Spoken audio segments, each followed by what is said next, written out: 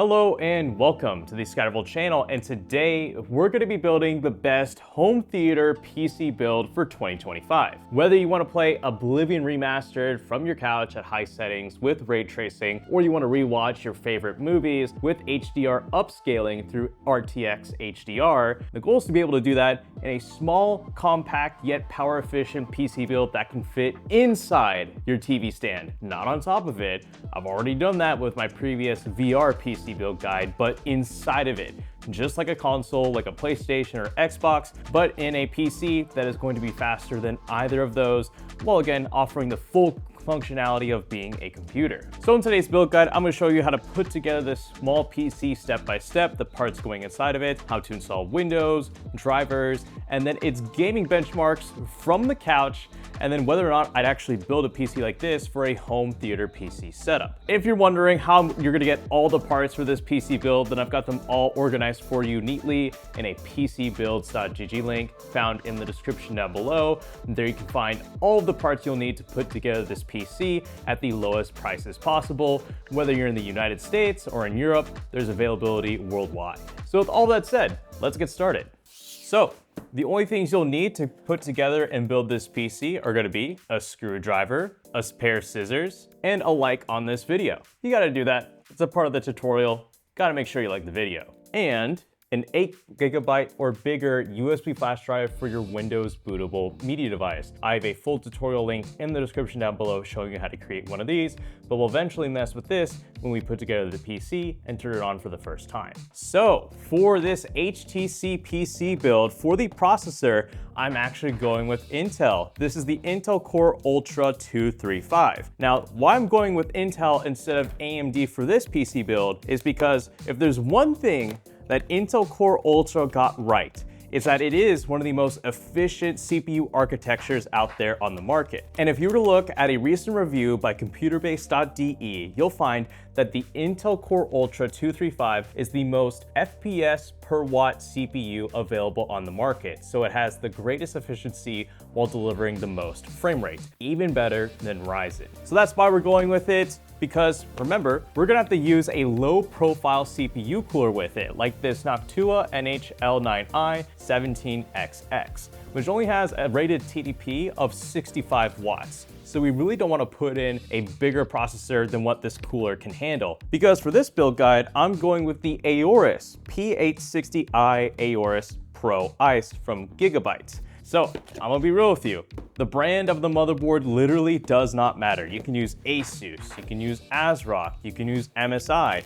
Just the only reason why I went with this Gigabyte board is because it's white and it's gonna look great with our PC case, not in black, but in silver. That is literally the only reason why I went with this motherboard. Like I said, you can go with any brand you want. Once again, what I have in that PCbuilds.gg link will be compatible with this build nonetheless. But if we look here inside the motherboard box, we're given our Wi-Fi antennas, so you will need that. And from the looks of it, here are two mini fan adapters that you can use for additional case fans inside this PC. But the weird thing is that we won't need them because the case that we have for this build doesn't use any spare case fans. So we can put that away. And then additionally, because this motherboard does have two M.2 slots on it, so one right here for our main M.2 SSD, but we've got another one here on the back if you want to put in an additional M.2 SSD, which Gigabyte have gone ahead and included a screw for and this thermal pad for. But again, we won't need that because we are using a single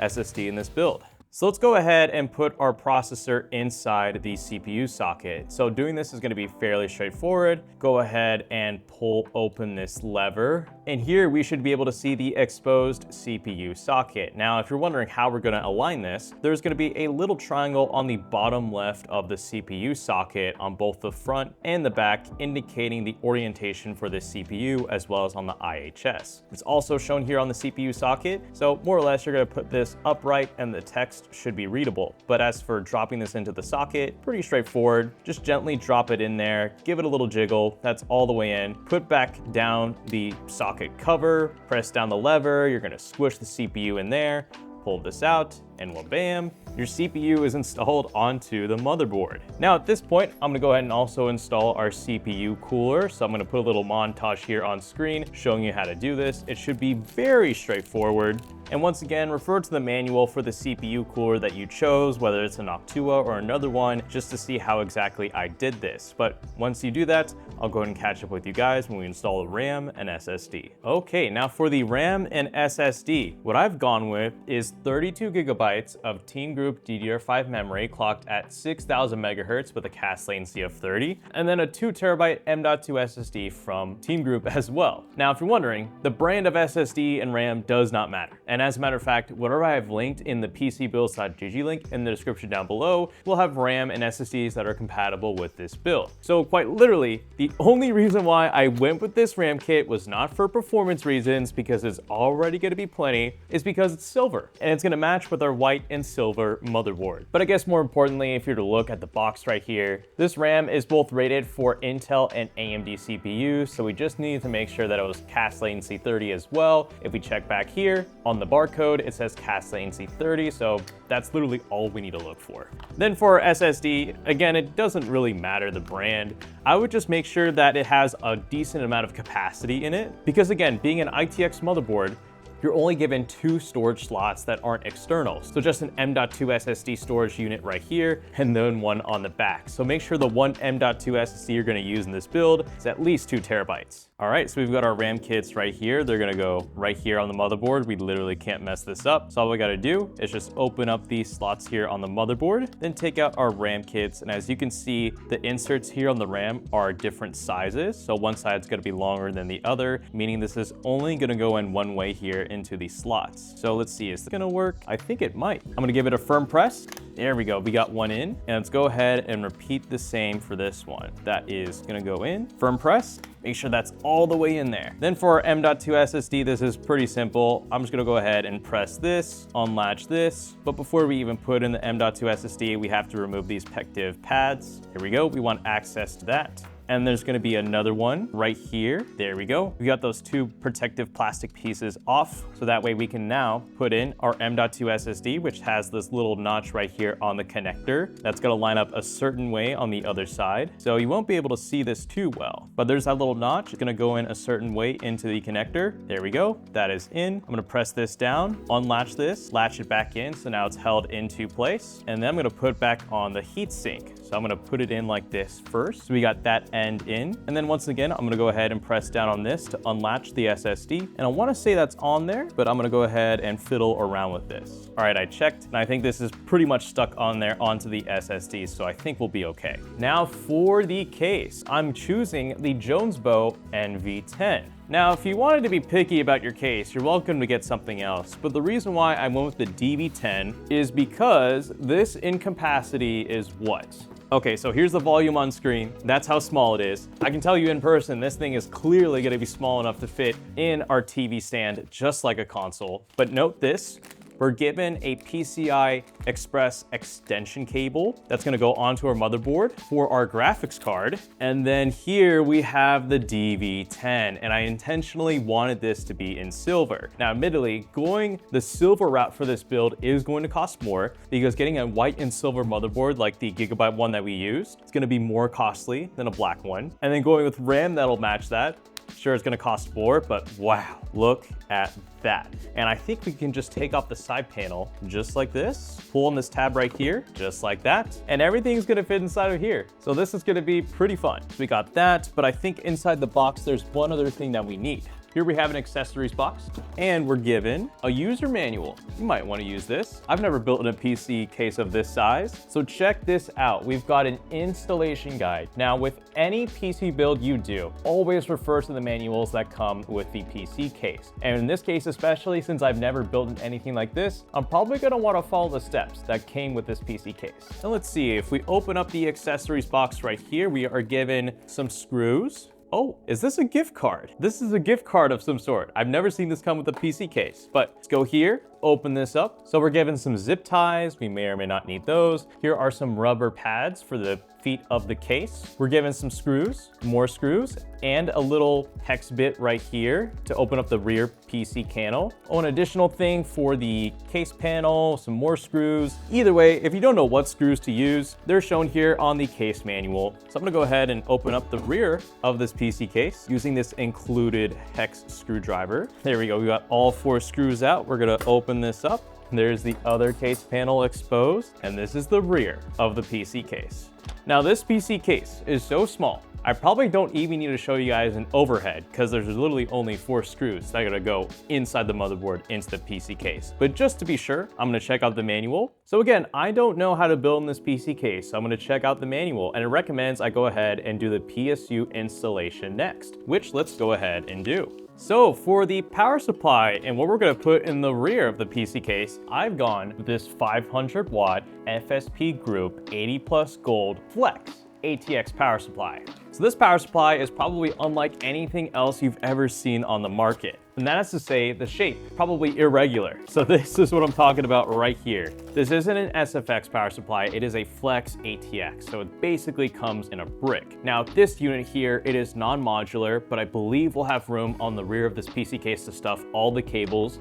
And 500 watts is all we need for this form factor of a PC, since all we're powering is an Intel Core Ultra 235 that again has the most FPS per watt on the CPU market, and arguably the only graphics card we could go with in this PC build, which we'll talk more about later. Anyways, here's a power cable that came with the power supply unit. We will need this for later, and I believe that's it.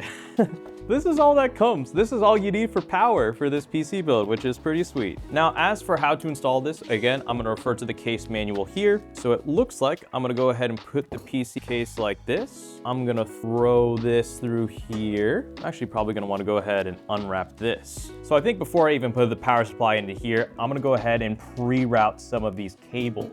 So I think I'm gonna go ahead and put the motherboard power connector through here. And then this right here is the CPU power cable, which I think I'm gonna go ahead and route through here, like so. And then these cables right here are gonna be for the power supply, these 6-pin plus 2-pin connectors. So I'm gonna keep that on the side. But then all of these cables right here for like a hard drive or anything older than that, the SATA and Molex power connectors, I don't need these. So I'm gonna go ahead and use the included wrap that came with this power supply. And I'm gonna go ahead and tighten all of these cables up in a little knot because I won't need them. And now I think I'm gonna go ahead and put the unit into the case here. So once again, I'm gonna check out the case manual. I'm gonna use the C screws to screw in the power supply. There we go.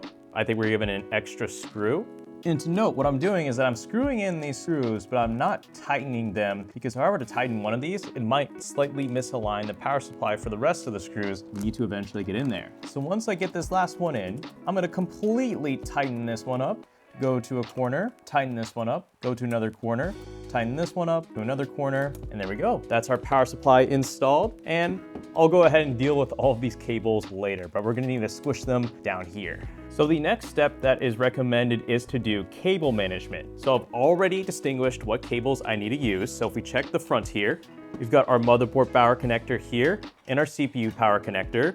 So I think what I'm gonna go ahead and do is I'm gonna do my best to stash away all these unneeded cables right here in front of the power supply, while hopefully leaving a little bit of a gap for the fan here on the back of the power supply unit to again make room for our graphics card. So I'll catch up with you guys in a little bit. So I've gone ahead and fed some of the cables through here. Again, with keeping in mind there's a fan right here for the power supply, because if you were to check here on the other side, you can actually see some of these cables sticking out, but they're still tucked away. So that's the cable management that I've done. And next up, we need to install the motherboard, which let's go ahead and do. So I'm gonna go ahead and make room for our motherboard. So I'm gonna pull this cable back, pull this cable back. Here's our front IO for our single USB Type-C header and our front panel connector. So we got those exposed. I'm gonna pull those back. And we're just gonna go ahead and place in our motherboard. So right here is where our IO shield is going to go. So this is literally only going to go in one way. You actually can't mess this up.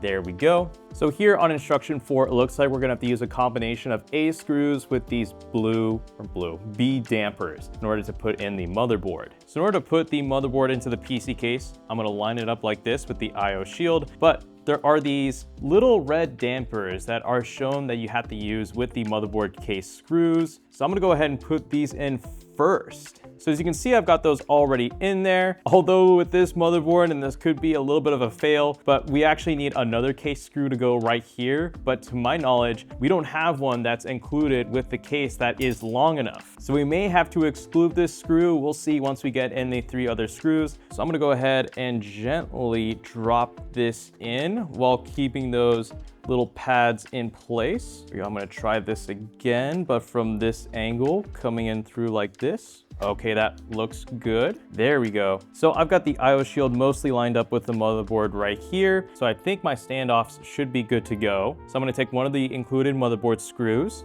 I'm gonna screw it in on this side like that. There we go. And I'm not gonna screw this in completely. Probably gonna screw it in halfway, get another motherboard screw this one in halfway, get another screw this one in halfway. Ooh, and I think we mostly got it. Let me see if I can get this one screw on this side. I don't think it'll fit, but we'll go for it. Nah, that's not gonna work. And check this out. Inside the motherboard box over there, we're giving this additional baggie with 2 long screws because as I showed earlier, there's this one screw right here that we didn't clearly have a screw that was long enough to actually fit in there, but it's actually already included in here. So this comes in 2 different thicknesses. We're gonna wanna go with the one that is a thinner thickness like these stock screws. So we're gonna wanna use this one, and I'm gonna go ahead and put this into the remaining motherboard standoff right here. And since this is our last screw, I'm gonna tighten this one up all the way, go to a corner, tighten this screw up all the way, go to another corner, tighten this screw up all the way, tighten this one up all the way,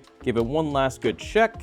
And there we go. We've got standoffs 1, 2, 3, and 4 completely screwed into the motherboard. Now with our motherboard installed, we're gonna go here next to the graphics card and install that PCI Express extension cable that came with the Jonsbo DV10. This is, by the way, PCI Gen 4.0, and we do have a 5.0 motherboard with a 5.0 GPU, so do keep that in mind. Speeds are gonna be slightly hampered, but it's not gonna be too much of an issue. But I believe in the BIOS, we're gonna have to set the PCI speed manually to PCI Gen 4.0 to avoid any potential issues. Anyways, as far as following the instructions, it looks like we gotta just thread this through the other end of the cable here and then screw this in with some A screws. So I'm gonna keep the PCI cover on here.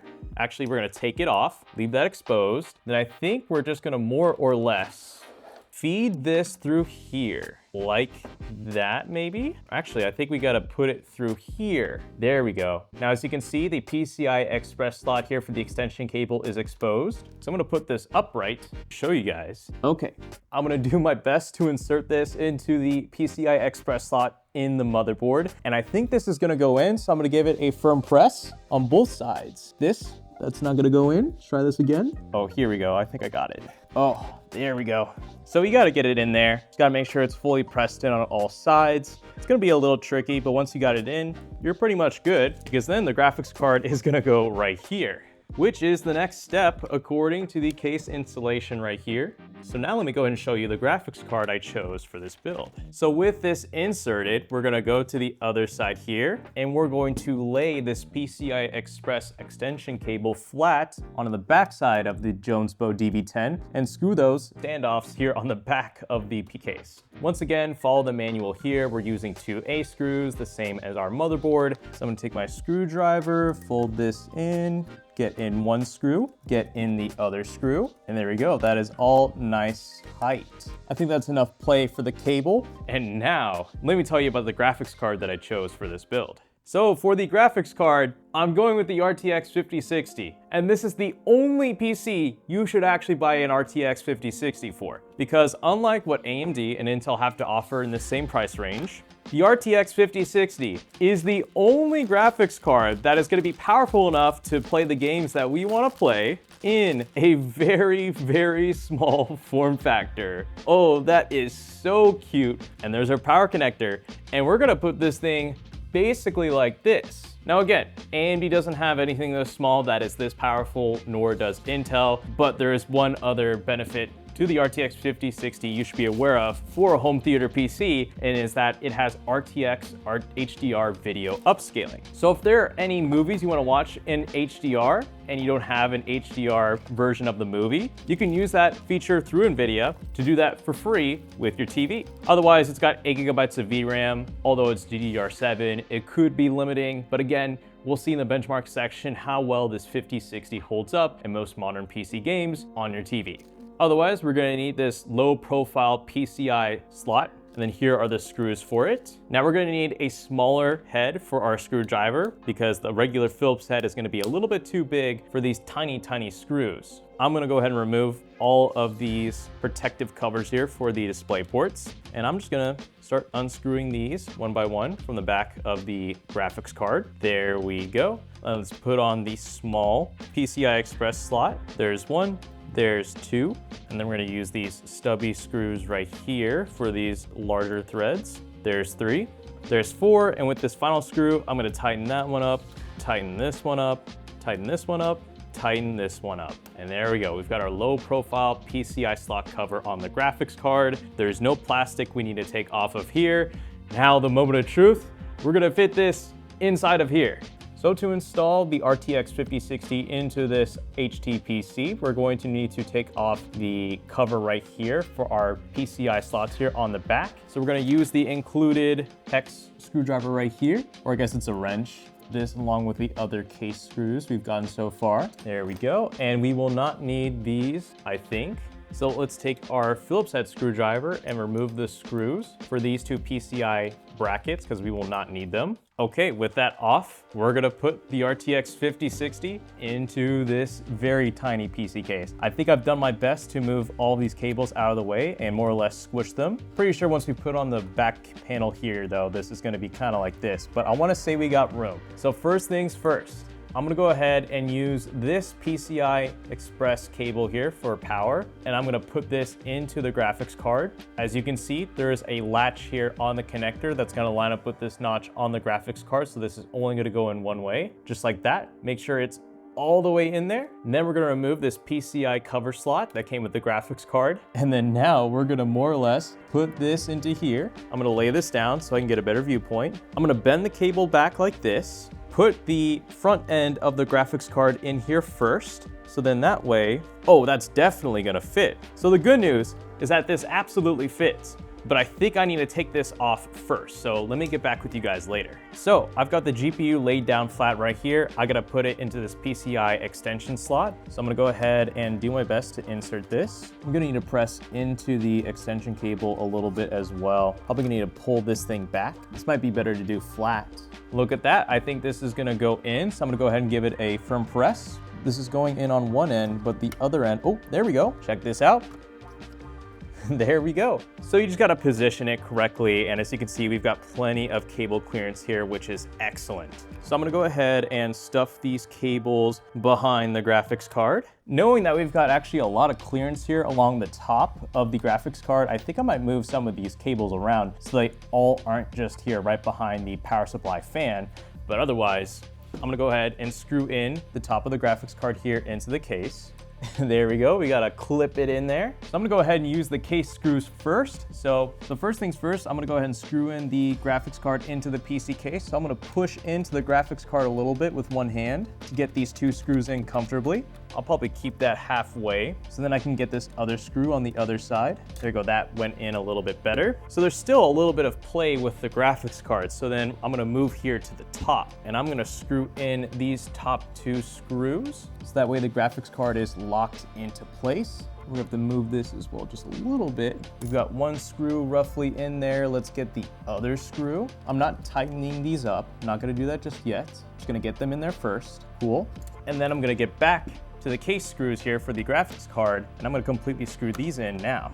There we go. Just have patience with this PC build, and then all the screws should eventually fall into place. And now with those screws completely in, I'm going to tighten up these two on top. Ooh, And there we go. Okay, so we've got the graphics card fully installed, and all we gotta do now is just plug in the cables here on the other side of the motherboard, which is not gonna be a lot. So what I've got cabled right through here on the top left of the motherboard is our CPU power connector. I'm gonna use the one that's already fully connected with this 4x4.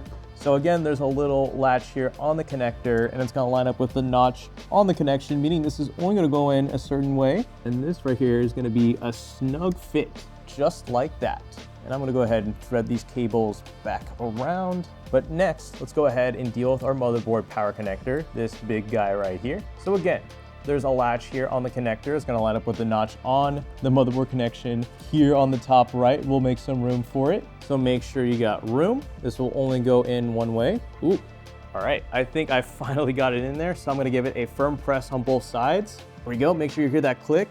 That is fully inserted, and we can more or less stuff our cables down there. But before we do that, we got two connectors left. So here finally we have our Type-C connector and our front I/O connector, which is gonna go all right here on the ITX motherboard. If you're wondering where these connectors are, refer to the motherboard manual. Again, I've got a screenshot here on screen showing you where these connectors are. Again, if you have any questions, just look through the manual. But let's go ahead and deal with this front I/O connector first. As you can see, there is one blunt pin here on the connector. That means nothing will go in it. So that's how you'll orient it. And it's gonna go right here diagonally from the Type-C connector. And you do have to have good depth perception to plug this in. There we go. So we got that in right there. And now let's go ahead and plug in the Type-C connector next to it, which will only go in one way.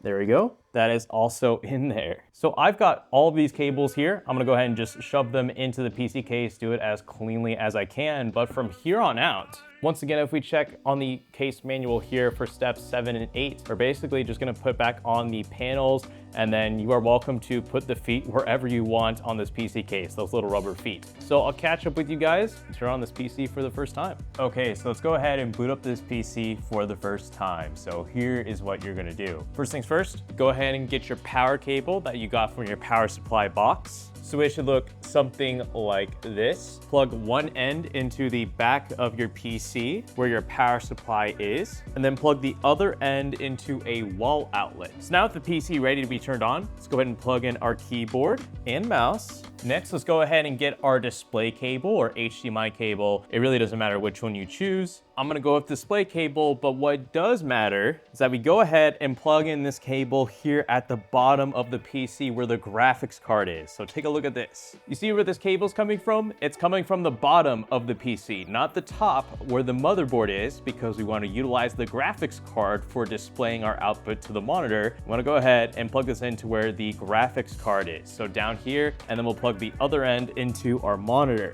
And now we'll also go ahead and plug in power to our monitor just so it actually turns on. And then finally, here is our Windows 11 bootable media device. I have a full Windows tutorial linked in the description down below through a video showing you how to create one of these for free. Do that now on a separate PC, and then plug this into any of the USB 3.0 ports here on the back, so any of the blue ports. And from here on out, we should just be able to hit the power button and just wait for the PC to turn on. Just be patient, give it a moment. Oh, something popped up on screen. Let's check that back again. You might just need the PC to do its thing, turn on and turn off. It's all right. There's the brand of our motherboard, and right there is the spinning circle indicating that Windows is ready to be installed, which let's go ahead and do now.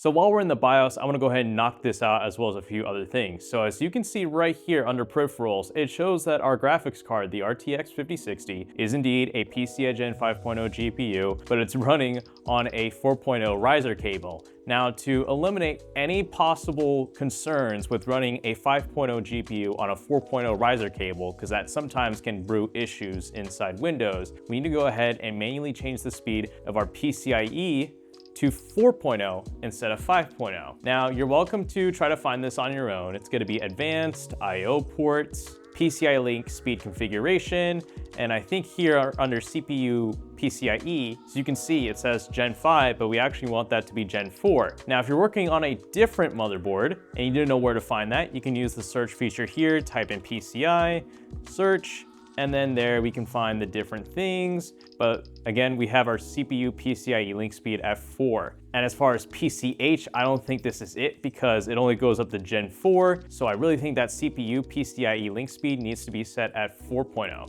Other than that, the other thing we're gonna do here on easy mode is we're gonna go ahead and enable the DDR5 XMP profile to XMP1. There we go. Make sure resizable bar is enabled. And I think other than that, the BIOS is all completely good to go. Although remember, you're only given a single fan in this PC case other than your GPU fan. So here you can tweak the fan curves for the CPU fan. We've got it set to silent.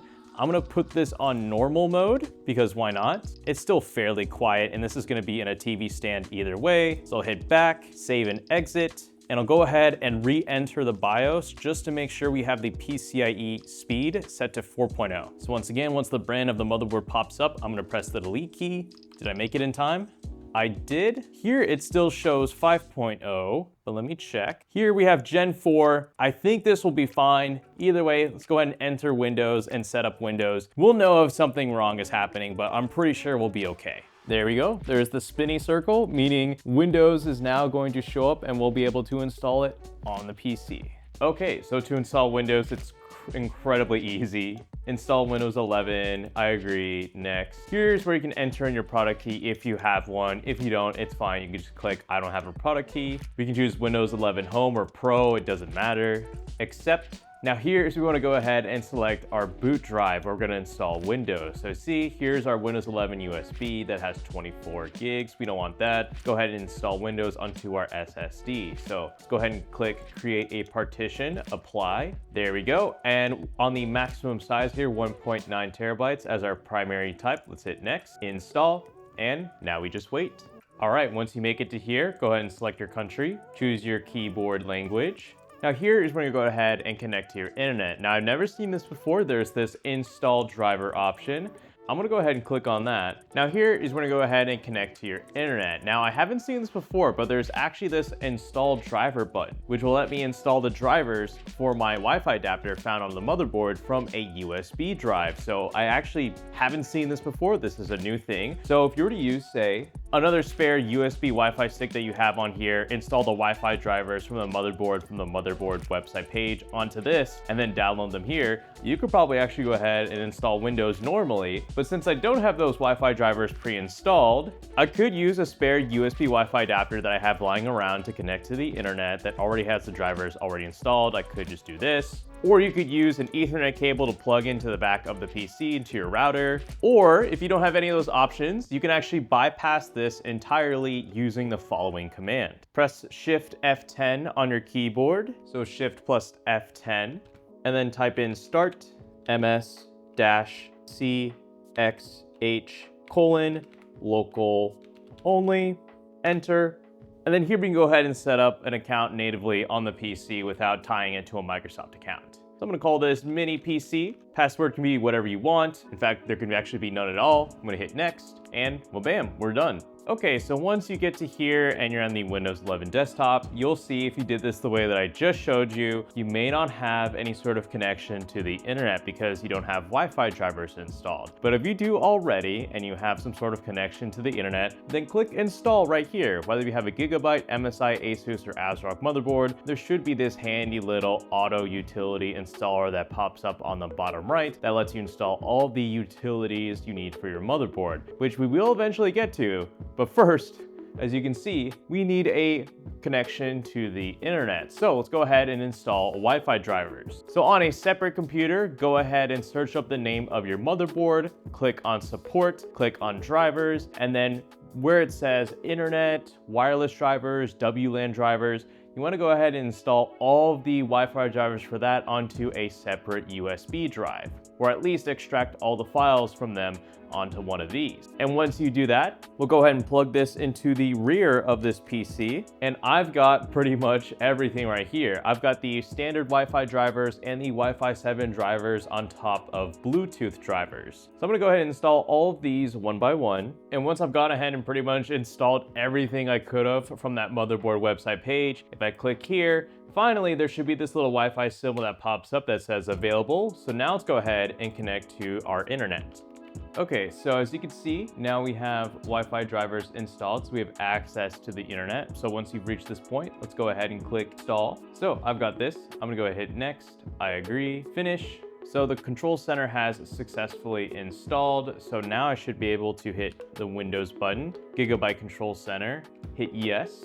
And once I hit accept and I click on spinny arrows right here, I should be able to see all of the different drivers and utilities I can install for this motherboard. Now, we don't need every single one of these. For example, we don't need Norton, we don't need RGB Fusion, we don't need these storage libraries or perf libraries. There's no RGB at all in this PC, so we don't need any of that. But what we do want though are these Intel things, like the Intel NPU, the LAN driver, anything Intel in front of it, we definitely want that. And then Smart Backup, we don't need one of these. But this should cover your motherboard chipset drivers and anything else like that. So we'll go ahead and hit install, and then there should be a little status bar to the right of these right there. So we're gonna go ahead and let that run, but while that's going, I'm gonna go ahead and search up the drivers for our graphics card. So type in NVIDIA app, because we wanna download the NVIDIA app, not GeForce Experience for the RTX 5060. So go ahead and click on download now.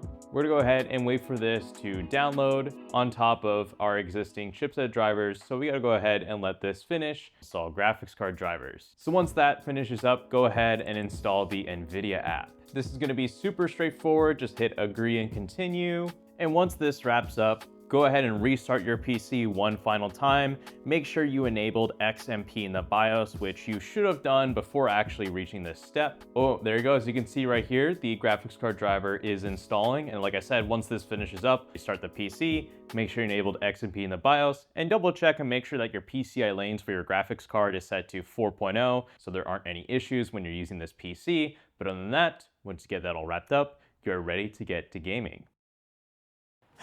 So it has been quite a day. I've had to upload a video kind of late, and I genuinely need to relax. So I want to see if this HTPC, this home theater PC, can run Oblivion. But I have some pleasant news to report to you before I even get to that. I tried running this game at 4K and it just crashed. It completely maxed out the VRAM. So what I'm doing instead is I'm actually running the game at 1440p, and fun fact, somehow this isn't maxing out the GPU memory, but let me show you guys the graphics settings. There's graphics, there's your 2560 by 1440, so although I'm on a 4K TV and I should be playing on 4K like a console, I'm doing 1440p for at least this. And then, you know, medium settings is what was auto-detected by this game, but I do have the assist of frame generation helping me out because we'll need that for the 5060. But just because we can, let's go ahead and push up the graphics to high settings.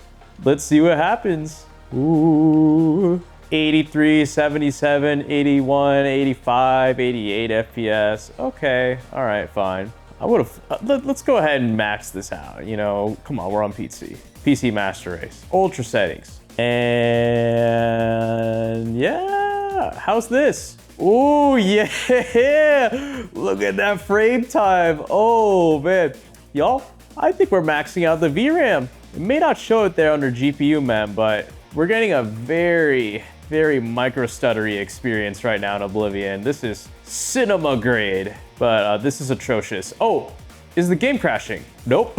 Nope, we gotta take this thing off. Take it off, high settings. Please, please, for the love of the 5060. Oh, we're still kind of, the game's still, I wonder what's going on.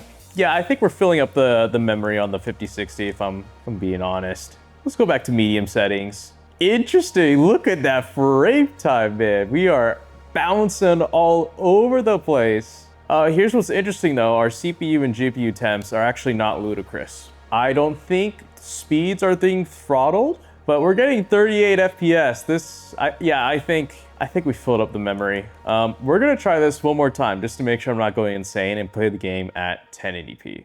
Okay, so now we're on 1080p. We are just below 7 gigabytes of used up memory, and look at that frame time, 0.4 milliseconds. This, we are playing a 1080p gaming experience on Oblivion Remastered on a PC, where this would otherwise run at 4K on a TV on a console. I played the 5060. It should have more memory. Admittedly though, like what small form factor graphics card is gonna have enough memory to run games at 4K on your TV, you know?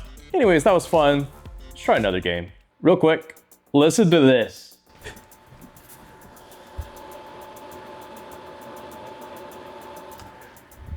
Okay, so I've never run into a console that's been that noticeably hot or loud in a minute. Otherwise, we got Forza Motorsport running, kind of nice. And what's also kind of nice, and we'll see if this PC will handle it or not, we've got the game running at 4K, surprisingly. Although we've got the dynamic render quality set to medium, not higher ultra. We do have NVIDIA set to DLSS set to performance, which I think is completely fine here in a TV setting where you aren't gonna be pixel peeping, right? So I'm gonna go ahead and run Fujimi Kaido for as long as I can, because I'm wondering if we're gonna run into an issue where we run out of VRAM while we're playing at 4K, and I wanna see if we capture that or not with this game on the 5060. Okay, so I've been running Fujimi Kaido for about 5 minutes here in the NSX. And again, I'm on medium settings. Sure, I could crank it up. This looks fine to me. I'm getting some volumetric lighting nonetheless, I guess, to keep me immersed. But I've been running this track for 5 minutes.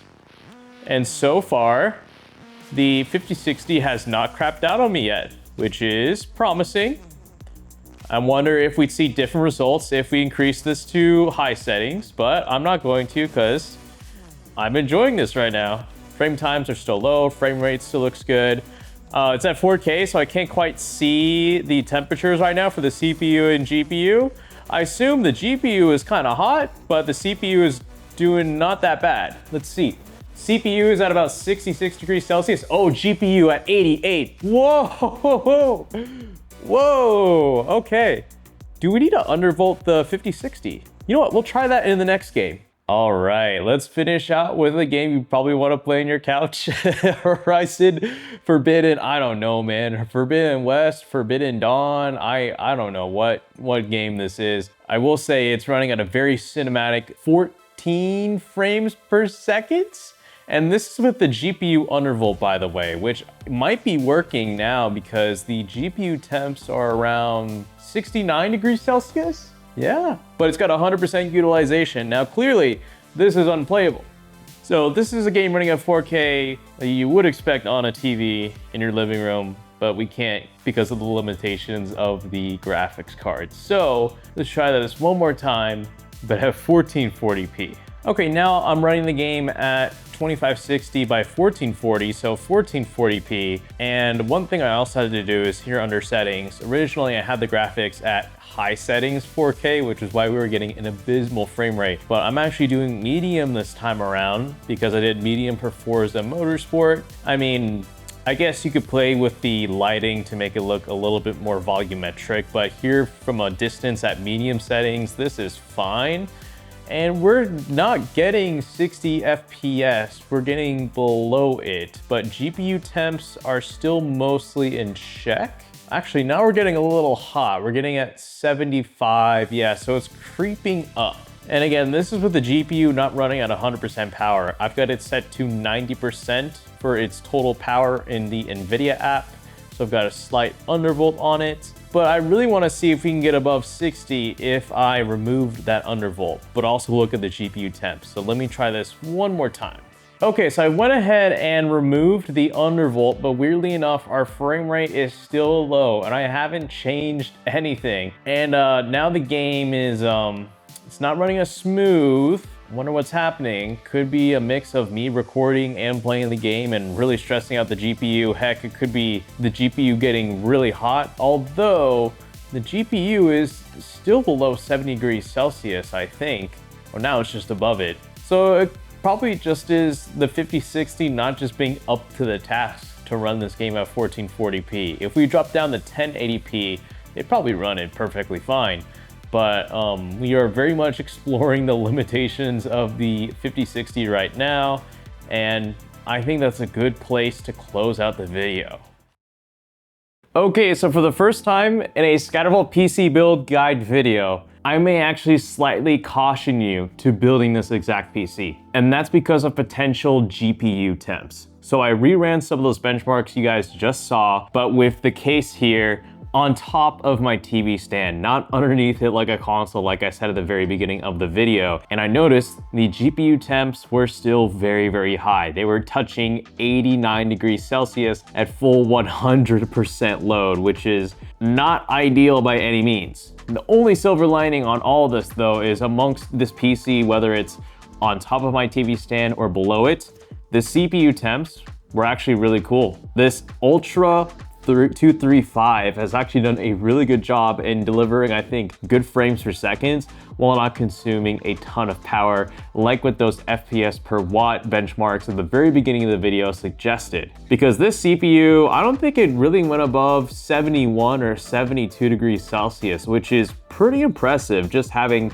this Noctua cooler on it and no additional fans. But the GPU here is what I'm most concerned about. I wouldn't know if after hours of gaming, you could potentially damage that RTX 5060 just being in that tiny little chamber. The only idea I would have to help alleviate temperatures for that is either just having a fan on your desk just blow air into where the GPU chamber is, where the power supply also is, or go ahead and just leave the back of the PC open, which I actually think could be okay, depending on how you orient this PC case. But GPU temps really are the only thing I look out for this PC. Otherwise, I like the design. I really like the way how we did silver with this Noctua, sand and brown with this wood here. It's a really cool look. And I think for those of you who kind of prize smaller PCs like this might fit your aesthetic versus those RGB desktop monsters that most PC gamers are building nowadays for their personal computers. So I really think there's a time and place for this PC, but it might not be underneath your TV stand. It might be either on top of it or at your desk,